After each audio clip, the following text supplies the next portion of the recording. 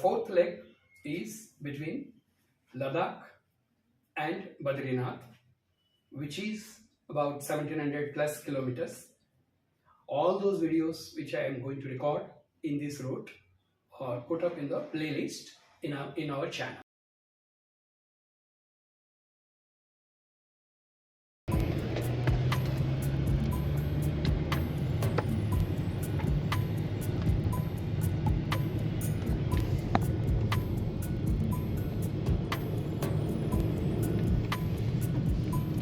Beautiful road as you are getting nearer to Badrinath Dham, getting more beautiful.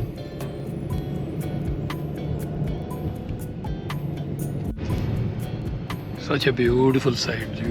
This is really good. Wow. They're all overlapping. Those peaks are overlapping. And it's a great sight. See those valleys.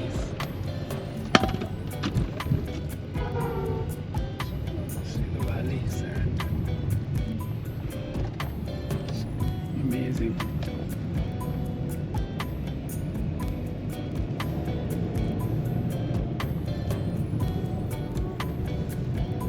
All directions the beauty is spread. It's not just one direction. Wherever you see this stunning nature, stunning beauty of the nature. The sights simply amazing, breathtaking. They take your breath away. That's how the sceneries are here.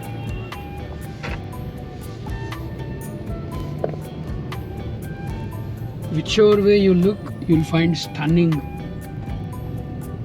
sceneries.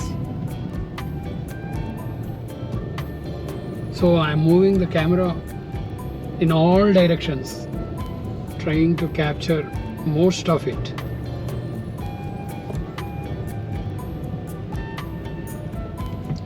This is the way towards Badrinath Dham.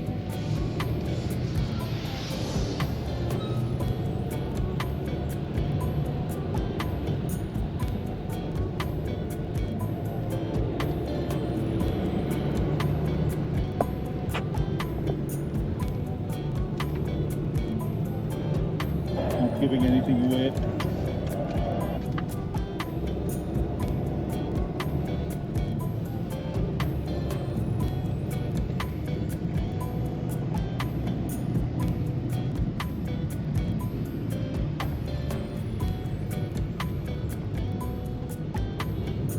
See the shapes, the slopes, valleys in different shapes actually.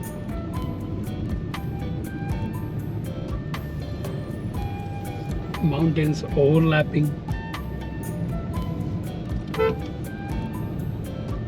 standing tall in bundles. See that beautiful view. This churning out more and more. Astonishing, stunning.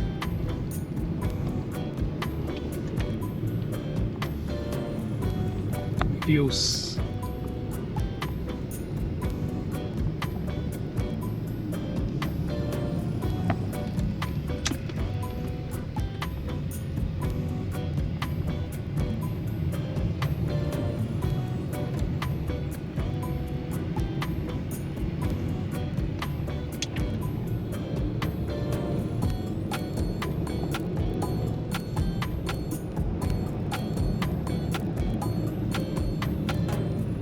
Wow,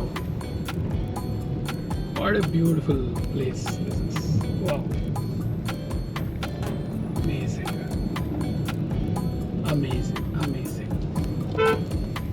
Keep chanting that same word. Fabulous.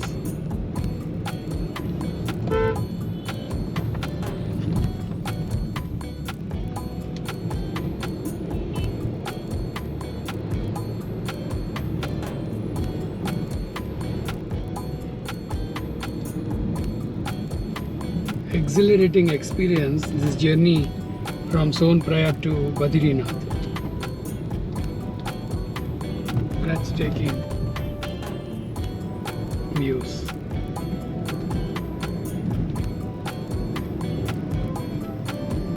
ఎంత అద్భుతం.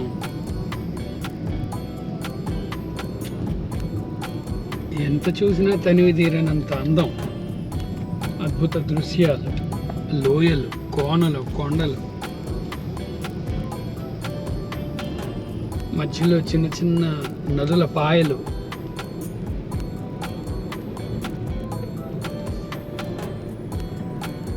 నీలి ఆకాశం,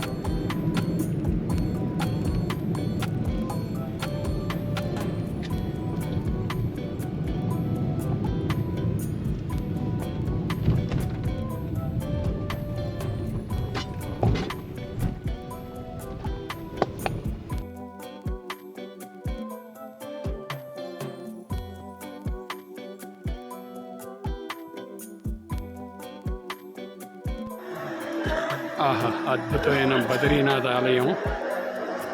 అలకనంద నది తీరంలో అద్భుతమైన బద్రీనాథ్ ఆలయం. ఇప్పుడు సమయం 4:30 ఉదయం 12 అక్టోబరు ఉదయం 4:30. టెంపరేచర్స్ 4 degrees ఉంది.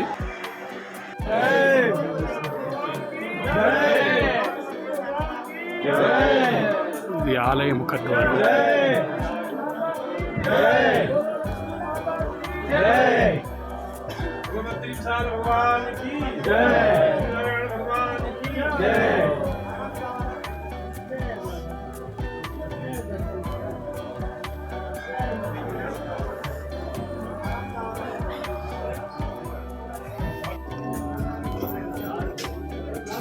ఆలయ ప్రాంగణం.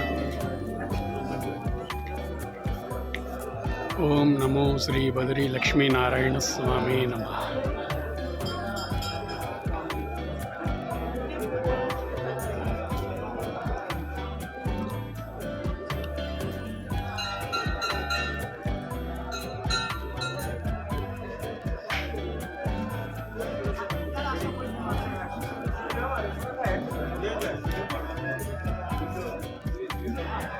भाई पकड़े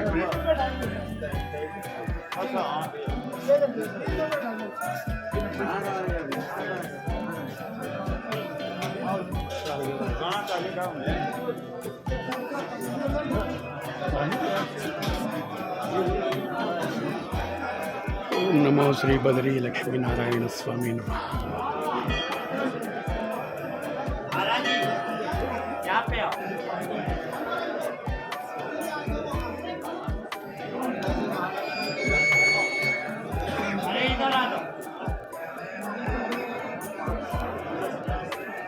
జయ వీరాంజనేయ.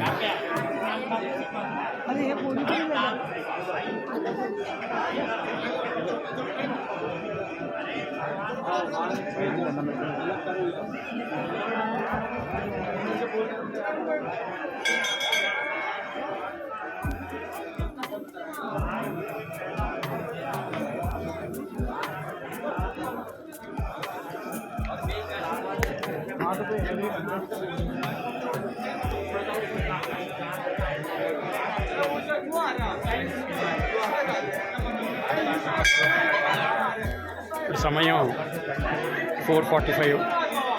ఇప్పుడే స్వామి దర్శనం అయింది. స్వామి మూల విరాట్ ఒక్కడుగు ఎత్తులోనే మాత్రమే ఉంటుంది. స్వామి ఇక్కడికి వచ్చి తపస్సు చేశారు. బద్రీ నారాయణుడు కిందకి దిగొచ్చి తపస్సు చేశాడు కొన్ని సంవత్సరాల పాటు.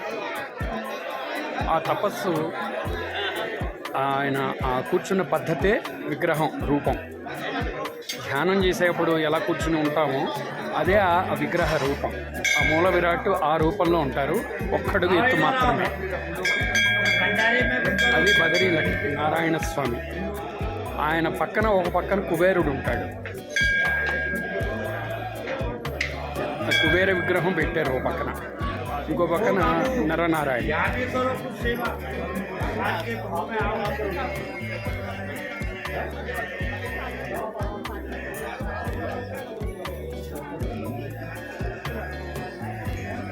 లక్ష్మీ అమ్మవారు ఆయనకి చలిగా ఉంటే ఆ చలిని చలి నుంచి ఆయన్ని కాపాడడానికి లక్ష్మీ అమ్మవారు ఇక్కడ బదరిక వృక్షంలో, అంటే రేగుపళ్ళ వృక్షం కింద లాగా మారి ఆవిడ ఆయనకి వెచ్చదనాన్ని ఇచ్చిందిట. అందుకని బదరి లక్ష్మీనారాయణ స్వామిగా ఇక్కడ ఆయన అవతారం ఎత్తారు. అందుకని ఇది చాలా ప్రసిద్ధి ఆలయం.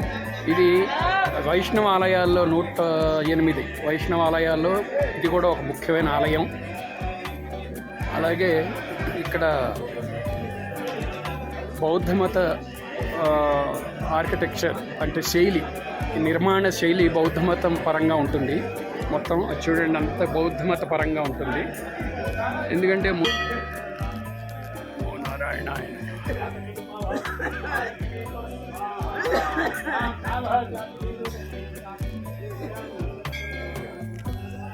ఇక్కడ క్షేత్రపాలకుడు పేరు ఘంటాకర్ణ. ఆయన ఇక్కడ క్షేత్రపాలకుడు.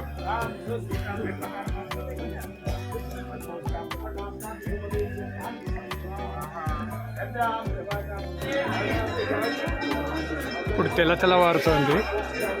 తెల్లవారుతుండగా మరొకసారి ఇంకో చిన్న వీడియోని తీస్తున్నాను.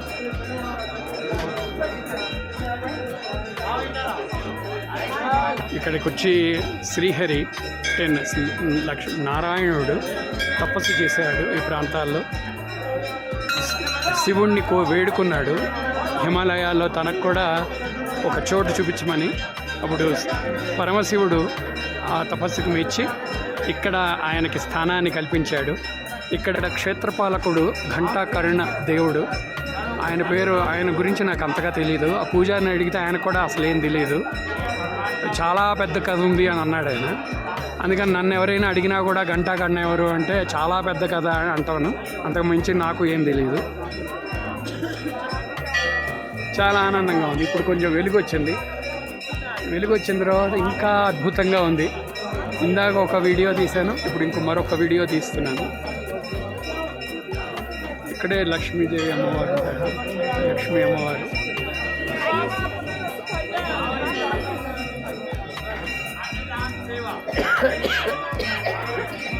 ఆంజనేయ స్వామి వారు ఉన్నారు. అది ఇక్కడ క్షేత్ర విశేషం. జయ బోలో శ్రీ బదరి లక్ష్మీనారాయణ స్వామికి జై. గోవింద గోవింద.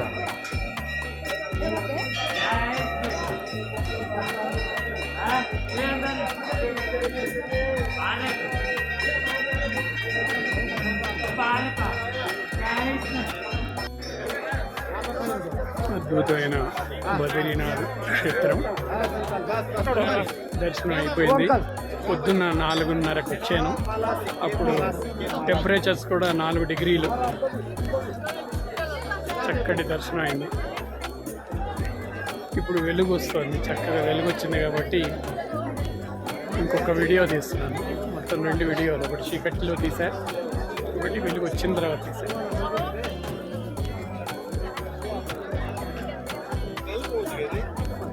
ఎంత సుందరమైన పర్వతాలు చుట్టూరా పరుచుకుని చక్కగా అందంగా ప్రదేశం అంతా అత్యంత సౌందర్యంగా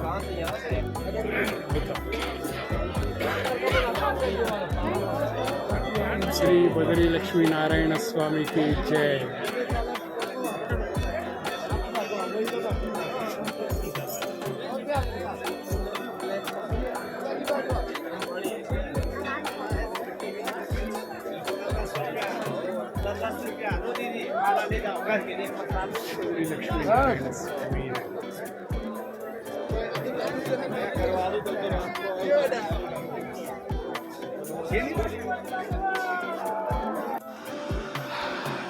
అదే శ్రీ బదరి లక్ష్మీనారాయణ స్వామి ఆలయం, బద్రీనాథ్ ధామ్. ఈ ఉధృతంగా ప్రవహించే అలకనంద నది ఇందాక చీకట్లో తీసాను, ఇప్పుడు వెలుగు వచ్చింది, మరొకసారి తీస్తున్నాను.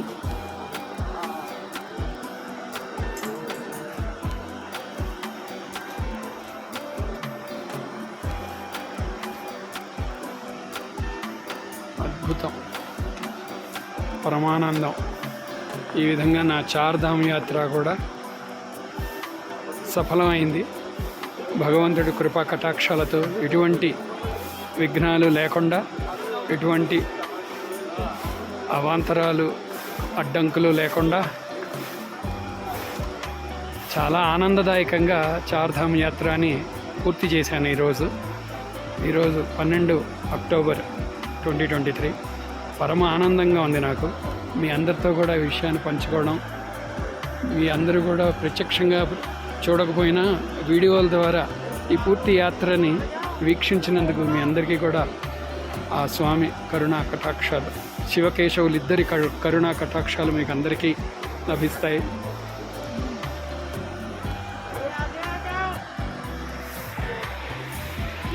హర హర మహాదేవ శంభో శంకర. జయ బోలో శ్రీ బద్రీ లక్ష్మీ నారాయణ స్వామికి జయ. ఓం నమ శివాయ, ఓం నమో కేశవాయ. ఈరోజు 12 అక్టోబర్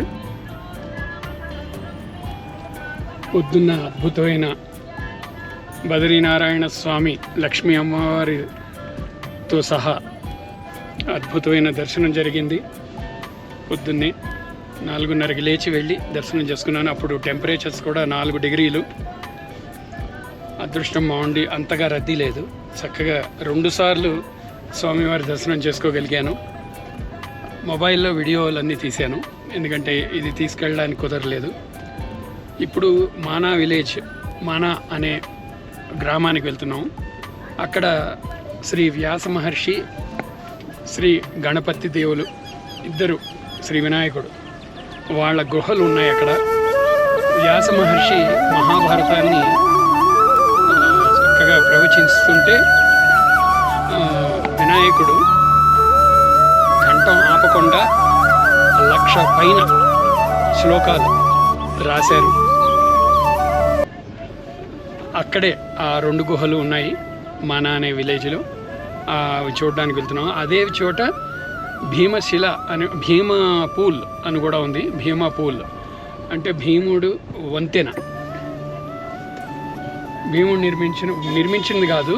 అయితే పాండవులు స్వర్గారోహణ చేసే అప్పుడు బద్రీనాథ్ క్షేత్రంలో దర్శనం చేసుకుని ఇక్కడి నుంచే వారు ముందుకు బయలుదేరారు. మనా అనే గ్రామం మీదుగా వెళ్ళారు. అక్కడ వారికి సరస్వతీ నది అడ్డుగా వచ్చింది. అక్కడ ఒక్కచోటే సరస్వతీ నది కనిపిస్తుంది అనమాట. అక్కడ సరస్వతీ నది అడ్డుగా వస్తే భీముడు ఒక పెద్ద కొండని బలంగా తన చేతులతోటే తీసి పికిలించి ఆ వంతెన ఏర్పాటు చేస్తే పాండవులు ఆ వంతెన మీదుగా సరస్వతీ నదిని దాటుకుని స్వర్గానికి వెళ్ళిపోయారు. అది అక్కడ ఉన్న విశేషం, మనా అనే విలేజ్ యొక్క విశేషం. మనం అక్కడికి వెళ్తున్నాం. అక్కడికి వెళ్ళాక అక్కడ మిగిలిన విషయాలు ఏమిటి అనేది చూసి అప్పుడు అది రికార్డ్ చేద్దాం. జై శ్రీరామ్, జై జగన్నాథ, ఓం నమ శివాయ.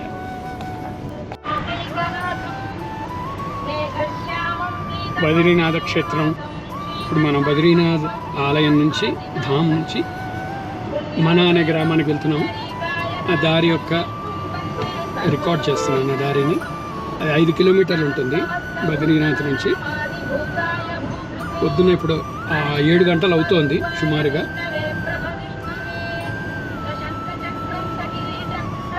అక్కడ విశేషాన్ని కూడా వెళ్ళాక రికార్డ్ చేద్దాం. ప్రస్తుతం ఈ చుట్టూరు ఉన్న సుందర ప్రదేశాన్ని, ప్రకృతి ఆ సౌందర్యాన్ని ఆస్వాదిద్దాం. సూర్యుడు ఇప్పుడే ఉదయించాడు. ఆ సూర్యకిరణాలు కొండ పైన శిఖరాగ్రాలని తాకి ఉన్నాయి. కిరణాలు ఎంతో అందంగా ఉన్నాయి. సూర్యకిరణాలు తగలంగానే కొండల్లో ఒక కొత్త కాంతి, వింత కాంతి విరిజల్లుతుంది. చూడండి ఎంత అందంగా ఉన్నాయో ఆ కొండలు. వెనకాల వినీలాకాశం.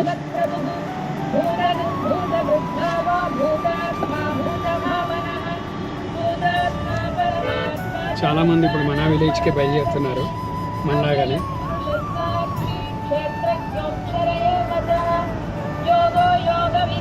చలి విపరీతంగా ఉంది. ప్రస్తుతం 3 degrees ఉంది చలి. ఇది చూడండి 3 degrees.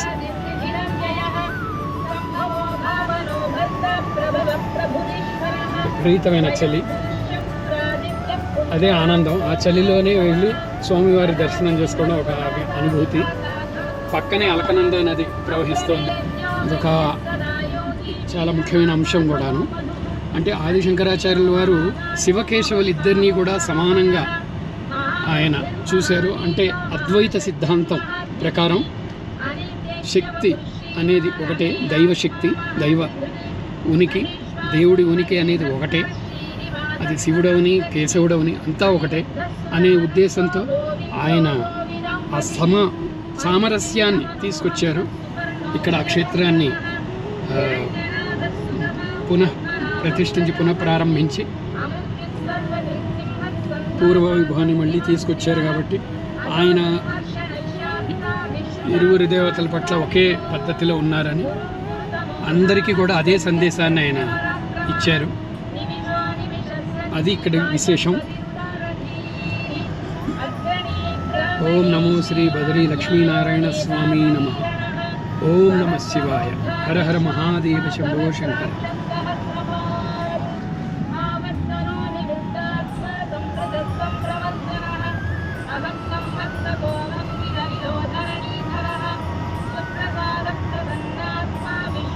ఈ ఫస్ట్ ఇండియన్ విలేజ్ ఇది భారతదేశపు మొట్టమొదటి గ్రామం.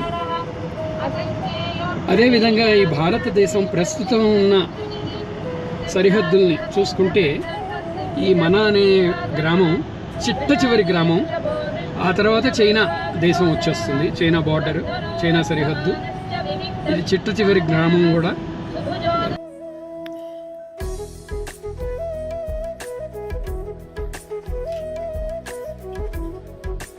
ఇదే గణపతి గుహ. ఇక్కడే ఆయన కూర్చుని మహాభారతాన్ని రాశారు. వ్యాసులు వారు ఇంకో గుహ నుంచి ఆ మహాభారతాన్ని చదువుతుండగా, శ్లోకాల్ని వల్లెవేస్తూ ఉండగా స్వామి గణపతి స్వామి ఇక్కడ కూర్చుని అవన్నీ ఆ శ్లోకాలన్నీ రాశారు. ఇదే ఆ గుహ. ఓం శ్రీ గణేశాయ నమః. ఓం శ్రీ గణేశాయ నమః.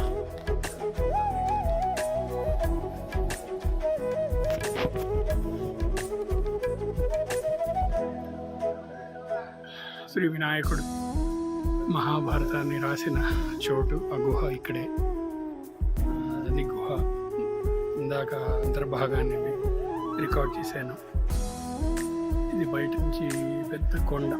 ఈ కొండ కింద ఆ గుహలో అక్కడ కూర్చుని స్వామి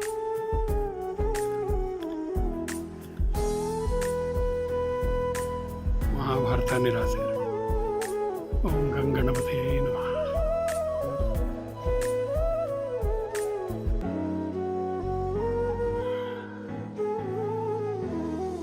ఇదే వ్యాస మహర్షి మహాభారతాన్ని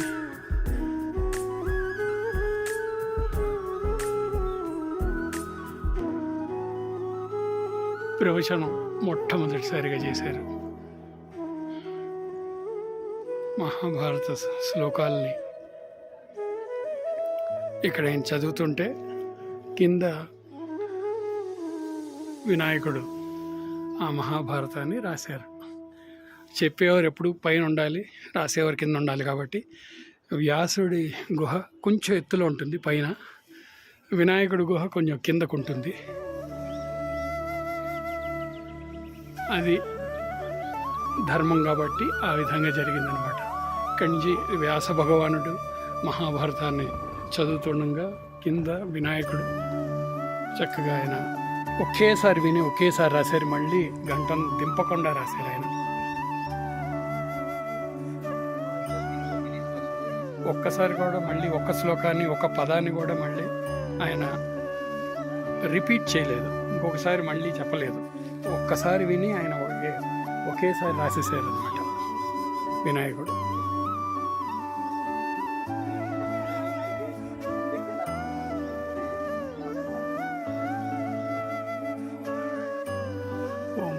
व्यासो नारायणो हरि, व्यासो नारायणो हरि। ये चाय दुकान आखिरी दुकान है भारत में। हाँ, आपका नाम? चंद्र सिंह बड़वाल। चंद्र सिंह बड़वाल, बहुत बढ़िया। आपके चाय भी अभी पियेंगे। आप भारत का झंडा भी वहाँ लहराए, बहुत अच्छा किया आप, बहुत बढ़िया। चंद्र सिंह से मैं नागेश, बहुत अच्छा हुआ उनसे मिलके, बहुत अच्छा। व्यास गुह, శ్రీ వినాయకుడి గుహ, గణపతి గుహ చూసి చుట్టూరా ఉన్న ఈ పర్వత శిఖరాలని వీడియో తీస్తున్నాను. అద్భుతంగా, ఎంతో ఆనందంగా ఉంది. మనసు ఆనందాన్ని పట్టలేకపోతోంది. నా ఆనందం అసలు వర్ణనాతీతం, చెప్పలేనంత ఆనందంగా ఉంది. చార్ధామ్ యాత్ర విజయవంతంగా పూర్తి చేశాను. దైవ బలం నా యందు ఉంది. ఆంజనేయ స్వామి నా వెంటే ఉన్నాడు. ఆ మహాశివుడు నాకు కూడా ప్రయాణించాడు. అదే నాకు అనిపించింది. ఎంతో ఆనందంగా ఉంది. ఇంత అద్భుతమైన అనుభూతి ఇంకా నా జన్మకి ఇది చాలు. ఇంకేం అక్కర్లేదు నాకు. ప్రశాంతమైన వాతావరణంలో హాయిగా సేద తీరాను. ఇంతకన్నా ఏం అక్కర్లేదు. అద్భుతం, అత్యద్భుతం. ఇప్పుడు భీంపూల్కి వెళ్దాం. భీంపూలు ఇక్కడి నుంచి, అది ఇక్కడ వ్యాస గుహ, అది వ్యాస గుహ దర్శనం అయింది.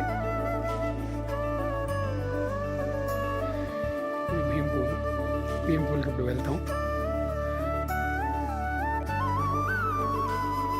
ఆ పైనుంచి వ్యాసగుహ నుంచి దారి ఎంత బాగా, ఇదంతా కూడా ఎంత బాగా చేశారో చూడండి. భీంపూల్కి దారి ఎంత బాగా దీన్ని నిర్మించారో, ఈ నడిచే దారిని చాలా బాగా తీర్చిదిద్దారు. చాలా బాగుంది. అది భీంపూల్ ఉన్న ప్రాంతం. మనం అక్కడికి వెళ్తున్నాం అన్నమాట. చాలా బాగా చేశారు ఇదంతా కూడా. యాత్రికులకి చాలా అనుకూలంగా ఉండే విధంగా ఇది చేశారు. అరే, ఇదేదో భలే ఉందే. ఇదేదో కుందేలు ఇది. Okay, beautiful. ఇది పీకా అనే జాతికి చెందిన కుందేలు. హిమాలయన్ రేంజెస్లో కనిపిస్తుంది. ఎంత బ్యూటిఫుల్గా ఉంది చూడండి. So cute. లక్కీగా భలే పట్టుకున్నాను. వెళ్ళిపోయింది.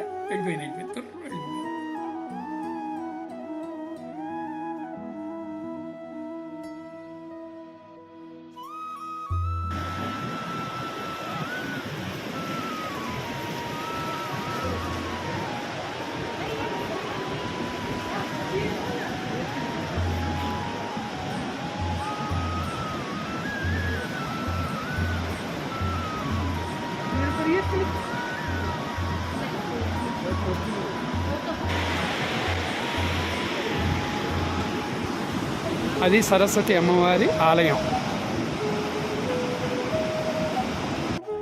వసుధార అనే జలపాతం 5 కిలోమీటర్లు ఇక్కడి నుంచి. ఇదిగో అది చూస్తే మీకు అర్థమవుతుంది. ఇక్కడి నుంచే పాండవులు స్వర్గారోహణ చేశారు, పంచపాండవులు. ఇదే స్వర్గారోహణ మార్గం.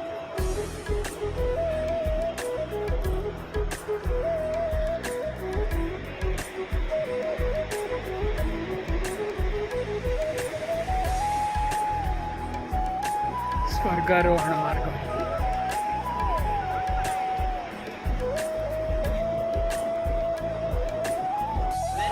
ఆ కనిపించే బండరాయే భీముడు వేసిన వంతెన. ఆ పైనుంచి ఒక కొండని తీసుకొచ్చి ఇక్కడ వంతెనగా వేస్తే అప్పుడు ఆ పక్క నుంచి ఈ పక్కకి పాండవులు దాటగలిగారు. అక్కడ సరస్వతి నది ఉంది. ఇందాక నేను తీసిన వీడియో రికార్డ్ అదే. సరస్వతి అమ్మవారి టెంపుల్ దగ్గర ఉధృతంగా ప్రవహిస్తుంటే అప్పుడు భీమసేనుడు వాళ్ళు అక్కడి నుంచి ఇలా వచ్చి ఇలా దాటబోతున్నారు. యాక్చువల్గా ఈ పక్క నుంచి ఇలా స్వర్గారోహణ చేయాలి. ఇది స్వర్గారోహణ మార్గం. ఈ దారి గుండా వాళ్ళు రావాలి అంటే ముందర అక్కడ దాటాలి కదా, అందుకని అక్కడ కొండ బండని తీసుకొచ్చి అక్కడ వేశాడు భీముడు. వాళ్ళు ఆ బండపై నుంచి దాటుకుంటూ ఇటు వచ్చేసారనమాట. ఎంత ఆశ్చర్యం! అదే భీముని వంతెన, భీమ్ పూల్.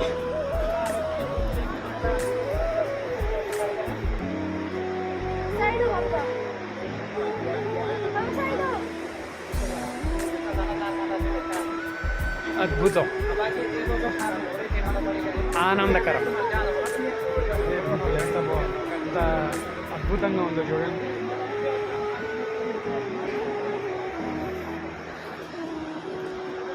ఆ పక్కన సరస్వతి నది ఉంటుంది, ఎడం పక్కన. ఈ సరస్వతి నది సరస్వతి అమ్మవారి ఆలయం. ఈ సరస్వతి నది ఇక్కడే లోపలికి భూగర్భంలోకి వెళ్ళిపోతుంది. ఎందుకంటే వ్యాస భగవానుడు అమ్మవారిని ప్రార్థిస్తాడు. ఆయన మహాభారతాన్ని వల్లే వేస్తుంటే వినాయకుడు రాస్తూ ఉంటాడు మహాభారతం. శ్లోకాలని ఆయన ఉచ్చరిస్తూ ఉంటే సరస్వతి నది ఆ శబ్దానికి శబ్దం చాలా ఎక్కువ. ఆ శబ్దానికి వినాయకుడికి సరిగా వినిపించట్ల మంత్రాలు. అందుకని వ్యాస భగవానుడు సరస్వతి నదిని అమ్మని కోరుకుంటాడు. అమ్మ, ఇక్కడ శబ్దం బాగా ఉంది, దానివల్ల మహాభారతం చదువుతుంటే ఆయన వినలేకపోతున్నాడు మంత్రాల్ని, శ్లోకాల్ని. అందుకని భూగర్భంలోకి వెళ్ళిపో అమ్మ అంటే ఆవిడ సరే అని చెప్పేసి ఆయన వినతిని మన్నించి, ఆయన కోరికను మన్నించి అమ్మవారు భూగర్భంలోకి వెళ్ళిపోతారు ఇక్కడ. అది దీని వెనక ఉన్న కథ. ఆ తర్వాత కొంచెం చిన్న పాయ ఒకటి మాత్రం అంతర్భాగంగా భూగర్భం నుండి అలకనంద నదిలో కలుస్తుంది. అది ఇంకెక్కడా కనిపించదు. అందుకని అమ్మవారు సరస్వతి నది ఇంకెక్కడా కనిపించదు, ఒక్కచోట కనిపిస్తుంది. అక్కడేమో గుహల దగ్గర, అందుకనే నిశ్శబ్దంగా ఉంటుంది.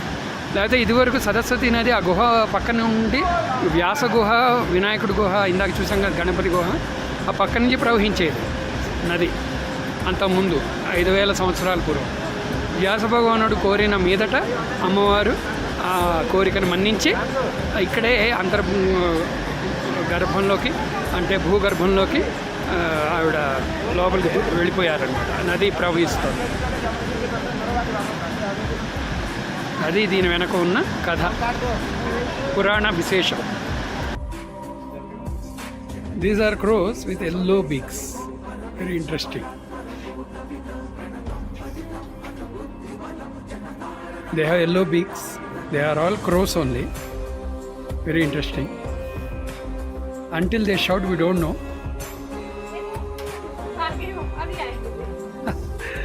No problem. It's very interesting, huh? Yellow beaks.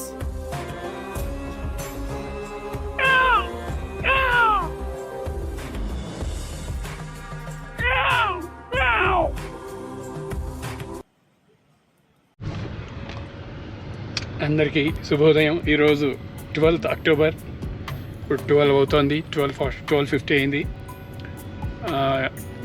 Badrinath క్షేత్రం దర్శనం అద్భుతంగా జరిగింది. దాంతో నా చార్ధామ్ యాత్ర ఇక్కడ ముగిసింది. కానీ భారత్ ప్రదక్షిణ యాత్ర మాత్రం కొనసాగుతోంది.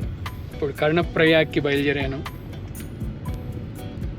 సో ఇప్పటిదాకా కూడా భగవత్ కృపతో చాలా ప్రశాంతంగా ప్రయాణం, నా యాత్ర సాగిపోయింది. ఈరోజు ఇప్పటిదాకాను కూడా ఎటువంటి ఇబ్బందులు లేవు. ఇబ్బందులు వచ్చినా కూడా చాలా తేలికగా ఆ ఇబ్బందుల్ని నేను దాటి నా యాత్రని కొనసాగిస్తూనే ఉన్నాను. ఆనందంగా, ఆరోగ్యంగా ఉన్నాను. ఇది 36వ రోజు, ఈరోజు 37వ రోజు. ఇంకా 27 రోజులు ఉన్నది యాత్రలో.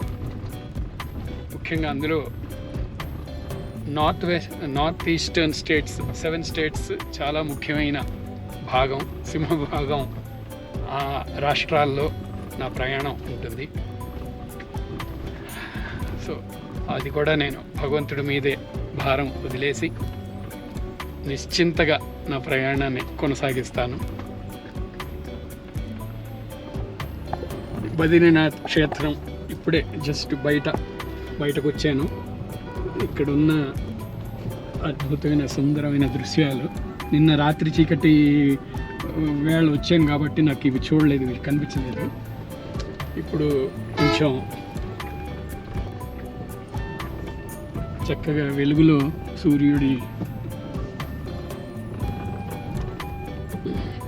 ఈరోజు సూర్యుడు కాస్త వెలుగు బాగుంది, చక్కటి వెలుగు, ఎక్కడ మబ్బు కూడా లేదు. ఇందులో కొంచెం ఈ కొండలు అవి కాస్త చూడ్డానికి వీలుగా ఉంది. ఈరోజు రోడ్డు అస్సలు బాగాలేదు. ఈ ప్రాంతం దగ్గరలో ఉన్న రోడ్లన్నీ కూడా చాలా భయంకరంగా ఉన్నాయి. కానీ చుట్టూరా ప్రకృతి మాత్రం ఎంతో అందంగా సౌందర్యంగా ఉంది.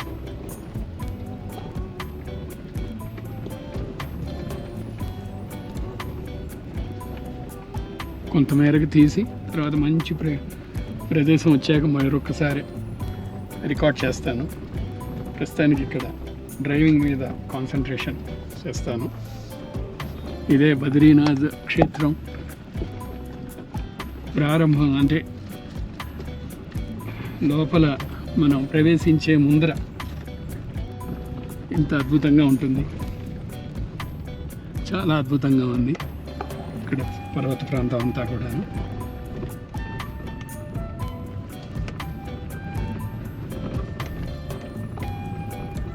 చూడండి ఎంత బాగుందో.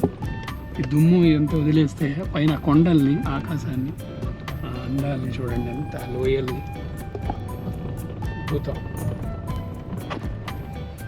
ఒక్క కింద నుంచి ఒక పక్కన అలకనంద నది ప్రవహిస్తూనే ఉంటుంది.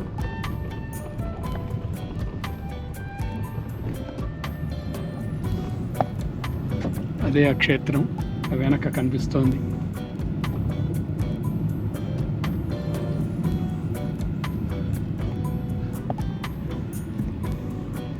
అది బద్రీనాథ్ క్షేత్రం.